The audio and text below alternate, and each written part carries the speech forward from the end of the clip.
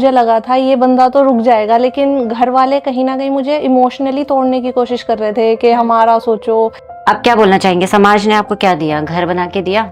समाज कभी किसी को कुछ नहीं देता। हमारे वाले केस में भी यही था, हमारे जो पेरेंट्स नहीं माने वो कहीं ना कहीं समाज और रिश्तेदारों की वजह से नहीं माने कि ऐसा तो होगा ही नहीं। वो लोग उन्हें आके कह रहे थे कि तुम समाज के खिलाफ जाके अपनी लड़की की शादी ऐसे करोगे। कहीं ना कहीं मतलब मेरे घर वालों के मन में था कि देख लेंगे, क्या पता होता हो ऐसा, क्या पता जेंडर चेंज होता हो, क्योंकि उन्हें कंफर्म तो था नहीं, उन्होंने कभी देखा नहीं, अवेयरनेस नहीं है। हाँ अवेयरनेस नहीं है। तो सिर्फ समाज की वजह से सफ़र किया हमने और हमारे पेरेंट्स ने, और समाज अभी भी वही है, वो लोगों को क्रिटिसाइज़ करते हैं। मतलब उन्हें एक नया टॉपिक मिल गया था तो हमें किया। समाज का काम ही ये है, मतलब हमारी सोसाइटी का काम ही ये है, तो हमें समाज के हिसाब से नहीं चलना चाहिए। हमें देखना चाहिए हम हमारे लिए क्या सही है और हम किस चीज़ में अच्छा कर सकते हैं। और पेरेंट्स को भी यही देखना चाहिए कि समाज से बढ़कर उनके लिए उनके बच्चे होने चाहिए, बच्चों से बढ़कर उनके लिए समाज नहीं होना चाहिए।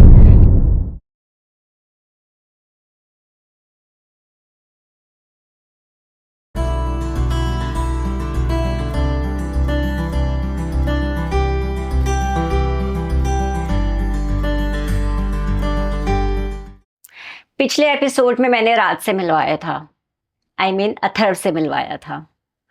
अब मैं उनकी बेटर हाफ अतिथि से मिलवाने जा रही हूँ, जिसने राज को सिमरन बन के कंप्लीट किया है। और अथर्व की वो वाइफ है, बेटर हाफ है, और इतनी बेहतरीन इंसान है जिन्होंने ऐसे पिलर का काम किया है जो किसी भी इंसान को आगे बढ़ने में और अपनी लाइफ को आगे बढ़ाने में, एक स्ट्रक्चर देने में ऐसे पिलर की ज़रूरत होती है। और अदिति अथर्व की वही चारों पिलर हैं। इनफैक्ट चारों पिलर का काम एक अकेली लड़की ने किया है। और आइए बात करते हैं, और आपको वैसे मैं बहुत सारी चीज़ों से वाकिफ़ कराऊंगी जो अब अतिथि हमारे साथ मिलकर अभी हम बातें करेंगे और हम इस चीज़ पे डिस्कस करेंगे। सबसे पहले अदिति, आप कैसी हैं? मैं बहुत अच्छी हूँ, आप कैसी हैं? जी, मैं भी बहुत अच्छी हूँ। और आपका बहुत बहुत स्वागत है, और आपको धन्यवाद करना चाहूँगी कि आप कैमरे के सामने बैठ के इतनी प्राउडली इन सारी चीज़ों को डिस्कस करने के लिए आज आप यहाँ पे आई हैं। अदिति, आपका बहुत बहुत स्वागत है। मैं आपसे बहुत कट टू कट बात करते हैं अभी। अब हम यहाँ पे अथर्व के साथ मेरे ख्याल से आप 5 साल से हैं। हाँ जी। साथ में रहना 21 में सर्जरी के टाइम में आप थी उनके साथ? हाँ मैं साथ में थी। ठीक है। हाँ। एक पल मुझे बताइए, जब अथर्व आपके पास आया था और आप क्या नलके में थी, नहीं ना, है ना, कुछ ऐसे ही था, नलके में थी। उन्होंने एक लाइन बोली कि तुम 2 साल बाद भी तुम मुड़ के देखोगी, मैं वहीं रहूंगा, मैं तुम्हारा इंतजार कर रहा हूँ। उस टाइम क्या सोचा था आपने? उस टाइम मेरे ऊपर घर वालों का बहुत प्रेशर था, तो मुझे लगा था ये बंदा तो रुक जाएगा, लेकिन घर वाले कहीं ना कहीं मुझे इमोशनली तोड़ने की कोशिश कर रहे थे कि हमारा सोचो, अकेली लड़की हो तुम, हमारे कितने सारे अरमान हैं तुम्हें लेके, तुम्हारी शादी करनी है, ये वो। तो मुझे लगा था कि ये तो रुक जाएगा 1 साल 2 साल 3 साल भी, लेकिन शायद मैं ना रुक पाऊँ अगर मेरे साथ यही चीजें रही तो। इसलिए आप 15 दिन के बाद आप घर से? हाँ मैं घर से आ गई थी। आ गए थे। हाँ जी। जब चूज कर रहे थे कि मैं फैमिली चूज करूं या अथर्व को चूज करूं, कैसे डिसाइड किया? क्या चीज मतलब अथर्व की तरफ ज्यादा भारी हो चुकी थी और अब अथर्व के पास आ गई? मतलब कैसे डिफाइन करूं मैं इसे, मुझे समझ नहीं आ रहा कि मतलब मुझे भी अधिकार है अपना लाइफ पार्टनर चूज करने का, तो एक तरीके से जो कि मैं चूज कर चुकी थी, फिर घर वालों ने ऑप्शन दिया था कि या सामाजिक तौर पे हाँ, आप इसे ऐसा रहना चाहिए, और लेकिन आपका मन और आपका दिल कुछ और कह रहा है। हाँ। तो उधर क्या था कि अथर्व की साइड से कोई दिक्कत नहीं थी, लेकिन घर वाले उस चीज को समझ नहीं रहे थे। वो उनकी दिक्कत थी कि वो समझ नहीं रहे थे, और एक चीज और थी, वो समझना नहीं चाह रहे थे। मैंने बहुत कोशिश करी कि वो इंसान है, उसे इंसान की तरह देखो, और मतलब वो ना कर दिया था कि नहीं ऐसा होता ही नहीं है। वो जिद पड़ गए थे कि ये चीज होती ही नहीं है, तुम पछताओगी अगर उसके साथ रहोगी तो, जो भी ब्ला ब्ला ब्ला, हाँ, बहुत सारी चीजें, सब चीजें थी। अथर्व से पहली बार प्यार का एहसास कब हुआ था? जब इन्होंने पहली बार कहा था कि अब तो मुझे कोई ऐसी लड़की चाहिए कि जिससे मैं शादी कर लूँ, मैंने उसी दिन बोल दिया था कि शादी तो सिर्फ मैं ही कर सकती हूँ। लेकिन कहीं ना कहीं मुझे डर था कि मैं कैसे कर पाऊंगी ये सारी चीज़ें। हाँ, मतलब हाँ, आपने बोल तो दिया, लेकिन कैसे होगा ये कैसे नहीं होगा होगा, ये ये नहीं सब पता। चीज़ें भी दिमाग में मेरे चल रही थी। तो और स्ट्रगल के टाइम पे जब अतर्व के पास जॉब नहीं थी, वो दिल्ली आ गए थे, हम्म एंड आप ऑफ कोर्स सबसे बड़ा सपोर्ट आप थे, हम्म तो उस टाइम लगता नहीं था इतनी सारी परेशानियां मैं किसी और के लिए ले रही हूँ? नहीं, एक तरीके से वो किसी और के लिए नहीं थी, वो मेरे लिए थी। मुझे मतलब हम्म। अथर्व के लिए इतना था कि हम्म। मैंने उसकी और अपनी लाइफ को उस दिन से अलग देखना बंद कर दिया था। अब वो एक। हमारी लाइफ थी, तो वो हम्म। एक तरीके से हमारी लाइफ की प्रॉब्लम्स थी जो हमें मिलके सॉल्व करनी थी। तो वो उसकी हम्म। अकेले की नहीं थी। एक सोल बन चुके हाँ।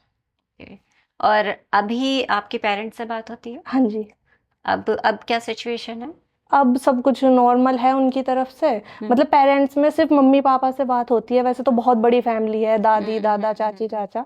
तो सिर्फ मम्मी और पापा बात करते हैं, और उनकी तरफ से सब कुछ सही है। मतलब वो खुश हैं कहीं ना कहीं कि हमारी लड़की ने मतलब डिसीजन लिया था पूरे घर वालों के खिलाफ जाके, तो अब वो अच्छा कर रही है अपनी लाइफ में, कि वो गलत नहीं थी। तो आप मिलना भी होता है आपका? हाँ, ओके। वो घर से बाहर ही मिलते हैं, मतलब घर तो नहीं जा सकते। हाँ, वो बाहर मिलते हैं। अथर्व जब अपने सर्जरी के टाइम से गुजर रहे थे, तब ऑब्वियसली उन्होंने बहुत पेन झेला होगा। आप कितना स्ट्रांग थे उस टाइम? मैं उस टाइम बहुत ज़्यादा स्ट्रोंग थी, और मुझे होना भी पड़ रहा था। मतलब मैं हूँ वो बहुत ज़्यादा इमोशनली भी और मेंटली भी थोड़ा मतलब था ऐसे। वो बहुत जल्दी एक तो ओवर थिंक बहुत करता है चीज़ों को, और मैं नहीं करती। और मैं इमोशनली भी बहुत स्ट्रोंग थी, तो उस टाइम मैं थी साथ में उसके, तो तब संभाल लिया। संभाल लिया। हाँ, हो तो गया। वैसे अथर्व ने कहा है कि आप सबसे, दोनों में आप सबसे ज्यादा स्ट्रांग हैं। हम्म। ओके। एंड आपके कितने सिबलिंग्स हैं? हम भी दो। दो सिबलिंग, आप बड़ी हैं? हाँ, मैं बड़ी हूँ, एक छोटा भाई है मेरा। छोटा भाई कितना छोटा है? 1 1.5 साल। 1 1.5 साल का है? हाँ, ओके। नहीं, 1 1.5 साल छोटा है अच्छा, एक मुझसे। 1 1.5 साल मेरा। ओके, नहीं नहीं नहीं, वो ओके। एक ओके। तो उसके साथ कैसा है, मतलब आपका ट्यूनिंग? उसके साथ पहले तो बहुत सही ट्यूनिंग थी, लेकिन जब मैंने ये डिसीजन लिया तो उसके बाद से मतलब वो। गैप नहीं भर रहा? हाँ। ओके। अभी भी वो कुछ कहता है? नहीं कहता, वो कुछ नहीं है। उसने बस मतलब ये सोचता है वो कि तेरा डिसीजन था, तूने लिया, बस अब ओके। मतलब उसकी मर्जी नहीं थी एक तरीके से। तो उसने कुछ कहा भी नहीं कि तू ऐसा मत कर या वो, पर उसने मतलब थोड़ा मतलब वो पीछे चला गया वो पीछे अब। चला गया। हाँ, बात बात कम ही करता है, मतलब करता तो है पर कम करता है। शादी की बातें बताइए मुझे। शादी के टाइम में क्या क्या शौक थे आपके? शादी तो मुझे मतलब अच्छे से ही करनी थी। मैंने पहले हाँ। से ही मतलब जब मैं छोटी थी सीरियल्स देखते थे ये सास बहू वाले, तो तब से पता नहीं क्यों मुझे शौक था कि मुझे दुल्हन बनना है, बहुत अच्छे से तैयार होना है, सारी रस्में करनी है, मतलब हल्दी मेहंदी। तो तब से मेरा था कि शादी तो मुझे ज़रूर करनी है। मतलब ये जितनी भी चीज़ें अभी प्रॉब्लम लाइफ में चल रही हैं, ये एक ना एक दिन ख़त्म हो जाएंगी और खत्म हम हो, कर लेंगे कर ख़त्म। लेंगे। हाँ, अथर्व का कहीं ना कहीं था कि चल कोई नहीं, मतलब कोर्ट मैरिज कर ली है या कर लेते हैं, और ऐसे ही कोई छोटी मोटी पार्टी कर लेंगे। मैंने कहा नहीं, अब चाहे 2 साल लगे या 3 लगे हैं, शादी तो ग्रैंड ही करनी है। शादी का मतलब सपना पूरा करना था, और हाँ। आपने उस तरीके से उसे अरेंज करके सारी चीजें। अभी आप जॉब कर रही हैं? हाँ जी, मैं जॉब कर रही हूँ अभी। ओके, किस पोस्ट में हैं आप? मैं क्या है, अभी मतलब मैं जो ट्रांजैक्शन प्रोसेसिंग एसोसिएट हूँ। ओके ओके हाँ जी। Okay okay.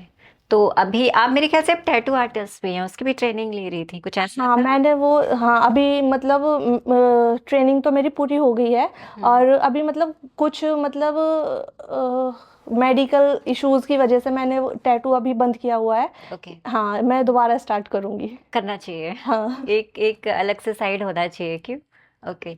तो अभी अथर्व और आपकी नेक्स्ट प्लानिंग कैसी है, कि किसी दूसरे शहर में शिफ्ट होना है, इसी शहर से हम कंटिन्यू करना है, या कुछ और, कुछ प्लानिंग है आपके आगे? अभी तो मतलब पहले तो घर की प्लानिंग है कि हमें घर लेना है अपना। या तो हम होम टाउन में लेंगे अपने, या यहीं लेंगे दिल्ली में ही। आप क्या सजेस्ट करना चाहती हैं अथर्व जैसे अ, लोगों के लिए जो इतनी बड़ी प्रॉब्लम से डील कर रहे हैं? आप क्या बोलेंगी एक्सेप्टेंस के बारे में, ट्रांसजेंडर के लिए, लोगों की जो सोच है उनके लिए आप क्या कहना चाहेंगे?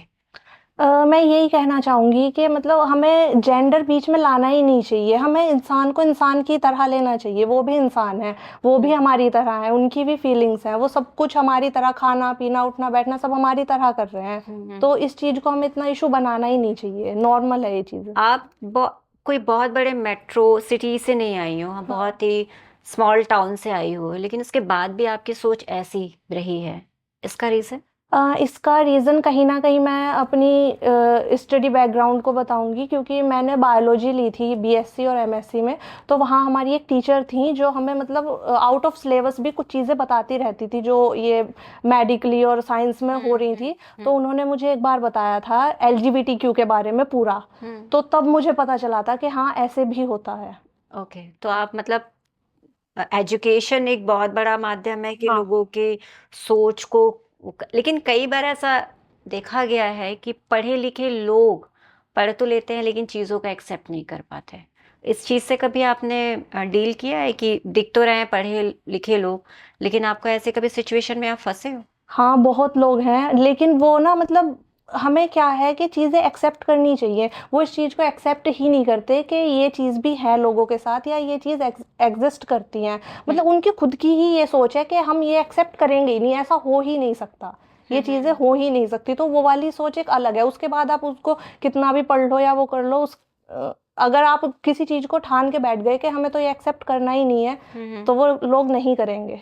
आप जहाँ रह रहे थे, हुँ। जो भी 3-4 साल में आप रहे हो, उस टाइम में कभी आपने सोसाइटी का अपने लिए कभी कुछ ऐसी प्रॉब्लम फेस करी कि लोगों ने टारगेट किया हो आप दोनों को हाँ। कि सोसाइटी में ये हैं, ऐसे चल रहा है, वैसा है, ऐसा हाँ, कुछ हुआ था? हाँ, पीछे तो मतलब बहुत लोग करते थे, लेकिन कुछ लोगों ने सामने से भी किया है कि चलो इसको दिक्कत है, तो ये इस लड़की को क्या दिक्कत है, ये क्यों इसके साथ रह रही है। हाँ, इस तरीके की बातें बोलते कुछ थे। वायलेंस वगैरह देखा आपने? आसपास के लोगों ने आपसे कुछ ऐसा कुछ बोला हो या टॉन्ट मारे हो? टोंट भी मारे हैं बहुत, मतलब और करते थे वो चीजें, मतलब वॉयलेंस तक, मतलब एक बार हमारी लड़ाई भी हो गई थी बिल्डिंग में इसी चीज को लेके। हाँ।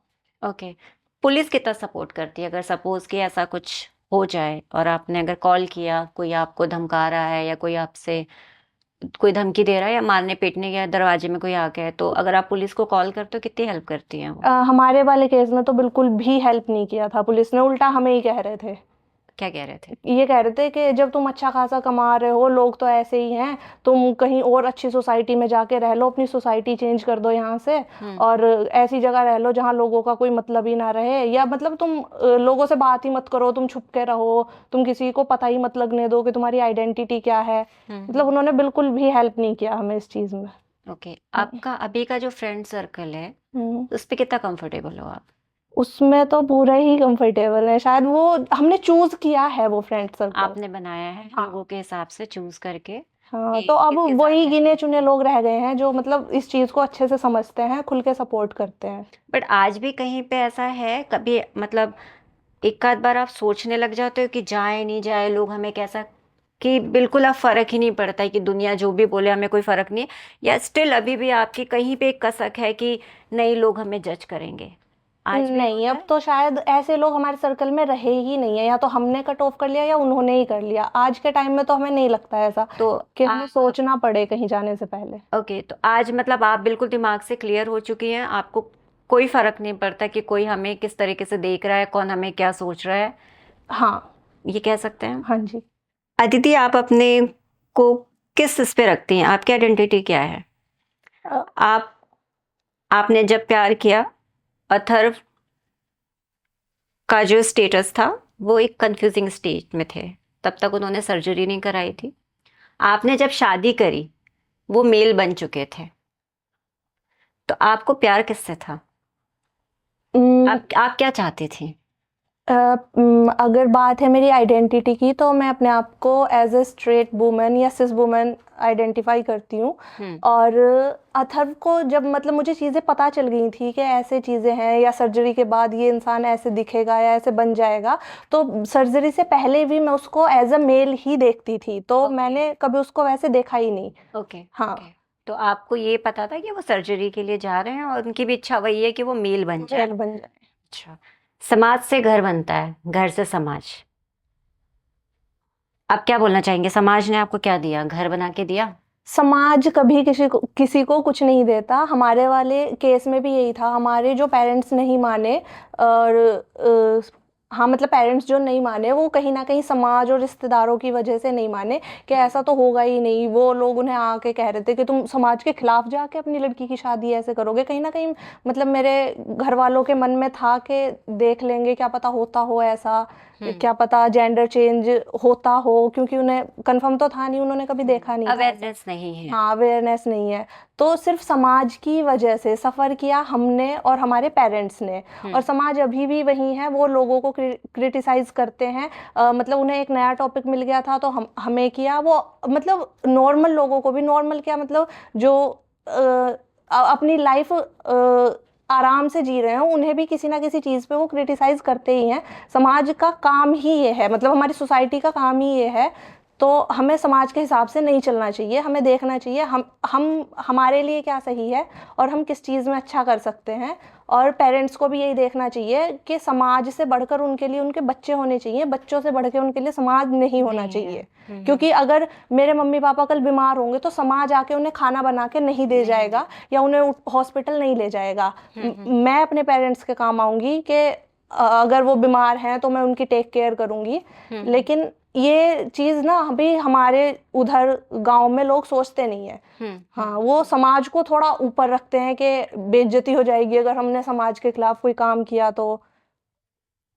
गलत चीज क्या है? एक गलत समाज में अगर किसी चीज का अगर हम अपोज करते हैं, किस चीज का अपोज करना चाहिए हमें? मतलब आई मीन जैसे हमने ये कहा कि ट्रांसजेंडर को एक्सेप्टेंस नहीं है, हाँ। नहीं मिल रही है। सरकार देने की कोशिश कर रहे हैं, बहुत सारी मुहिम चल रही है। मेरे कहने का मतलब है गलत क्या है? गलत हमें, अगर हम किसी चीज के लिए अगर हम मना कर रहे हैं, वो चीज है गलत काम, गलत लोग। वो मेल भी हो सकता है, वो फीमेल भी हो सकती है। ट्रांसजेंडर होना गलत नहीं है। हाँ।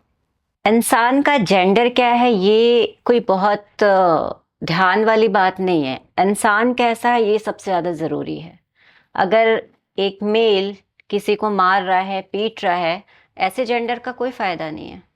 एक फीमेल जो मार खा रही है या अब्यूज़ कर रही है, कोई और गलत कामों में है, ऐसे फीमेल का कोई काम नहीं है। लेकिन अगर कोई ट्रांसजेंडर उसी चीज़ को सब तरीके से अपनी लाइफ को एक अच्छे तरीके से निकालना चाहता है, एक नॉर्मल ज़िंदगी जीना चाहता है, तो यही यही चाहिए होता है समाज बनाने के लिए। तो इंसान का अच्छा होना सबसे पहले ज़रूरी है, ना कि उसका जेंडर क्या है। इस चीज़ पे हमें ध्यान देना ज़रूरी है।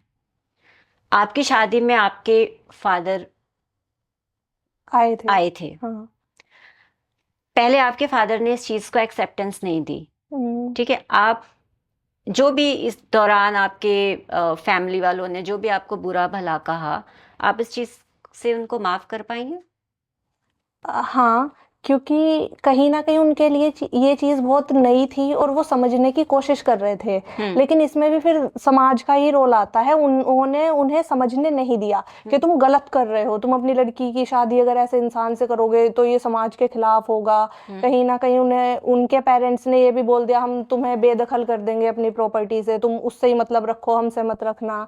लेकिन फिर भी वो इस सब चीज़ के खिलाफ जाके वो शादी में आए कि अगर जो तुम्हें करना है तुम कर लो, वो हमारी लड़की है और उसकी खुशी में या दुख में भी मतलब हमें शामिल होना है। तो मैं तो जाऊंगा। मतलब मैं इसमें एक यही चीज़ ऐड करूँगी कि जब आपको समझने में 21 साल लग गए कि मुझे किस बॉडी में और किस मन से कहाँ पे ट्रांजिशन लेना है, तो माँ बाप को भी एक्सेप्ट करने में 2 साल 3 साल लग सकते हैं। लेकिन अगर जब हमारा परिवार या हमारे पेरेंट्स इस चीज़ को समझ के आपके पास आते हैं, तो हमारा भी फ़र्ज़ बनता है कि हम उस चीज़ को माफ़ करें। क्योंकि हर कोई इसको समझने के लिए और इसे अपनाने के लिए टाइम लेगा। तो जब भी जो समझे, माफ़ करके आगे चलना चाहिए और अपने लाइफ पे फोकस करना चाहिए। अच्छा, इन सारी बातों में मैं अपने दर्शकों को यही बताना चाहूँगी, ट्रांसजेंडर कोई बीमारी नहीं है। जेंडर में अगर कोई कंफ्यूज हो रहा है या एक कॉम्प्लिकेशन से वो डील कर रहा है, तो हमें सपोर्ट करना चाहिए। अल्टीमेटली सब हम इंसान हैं। माँ बाप की एक्सेप्टेंस एकदम से मान जाए ये इतना इजी भी नहीं है, क्योंकि उन्होंने पैदा करते टाइम ये नहीं सोचा था कि हमारा बच्चा इतनी बड़ी प्रॉब्लम से डील करेगा ड्यू टू सोसाइटी, जो भी ट्रेडिशन है या इसकी वजह से। जब अचानक जब माँ बाप को पता चलता है वो भी हिल जाते हैं। बच्चा तो हिला हुआ है, वो बचपन से ही सोच रहा है, बहुत ही तकलीफ में है। तो दोनों को समन्वय बना के चलना चाहिए। हम पेरेंट्स की जिम्मेदारी है कि अगर मेरे बच्चे मुझे आके कुछ कहना चाह रहे हैं, एटलीस्ट मैं उन्हें सुनूं, समझूं, ना कि उन्हें छोड़ दूं कि नहीं तुम्हें ये डील नहीं करना है, हम जो बोल रहे हैं वो आपको करना पड़ेगा। जी नहीं, हम अपने बच्चे को पनिशमेंट कर रहे हैं, दे रहे हैं इनफैक्ट पूरी ज़िंदगी के लिए। माँ बाप की भी जिम्मेदारी है कि वो अपने बच्चों की बातों को समझे। अगर कोई भी ऐसी एक्टिविटी उनके बिहेवियर में दिख रही है या कोई भी ऐसे सिम्टम्स दिख रहे हैं, उस चीज़ से डील करिए, उनकी काउंसलिंग कराइए। ना कि ये कि आप शर्म के मारे आप किसी कोने में छिप रहे हैं या इस चीज़ को छिपा रहे हैं और आपने अपने बच्चों को छोड़ दिया है कि नहीं ऐसा नहीं हो सकता, ऐसा नहीं हो सकता। नहीं, क्या हो सकता है उस चीज़ पे ध्यान दीजिए, हम क्या कर सकते हैं उस पे ध्यान दीजिए। और ट्रांसजेंडर अभी भी कह रही हूँ बीमारी नहीं है, और ये नहीं है कि छूने से फैल जाएगा, उनसे दूरी बना लो, उनसे बात नहीं करो, ये हमारी सोसाइटी का हिस्सा नहीं हो सकते। बिल्कुल हिस्सा हैं, इसी सोसाइटी का हिस्सा हैं, और उन्हें वही दर्जा मिलना चाहिए जो हम एक नॉर्मल मेल और फीमेल को सोचते हैं। समाज से बाहर उनको किया जाना चाहिए जो समाज के लिए घातक हैं। ट्रांसजेंडर कोई नुकसान नहीं पहुंचा रहे, कोई हमें हानि नहीं दे रहे हैं, वो हमारा पार्ट है और हमारे समाज को वो भी एक बहुत अच्छा भविष्य दे सकते हैं। एक हमारे समाज को वो और बहुत अच्छे से बना सकते हैं। उनमें भी हुनर है, उनमें भी वही काबिलियत है, और वो भी वही ज़िंदगी जिएंगे जो हम जी रहे हैं।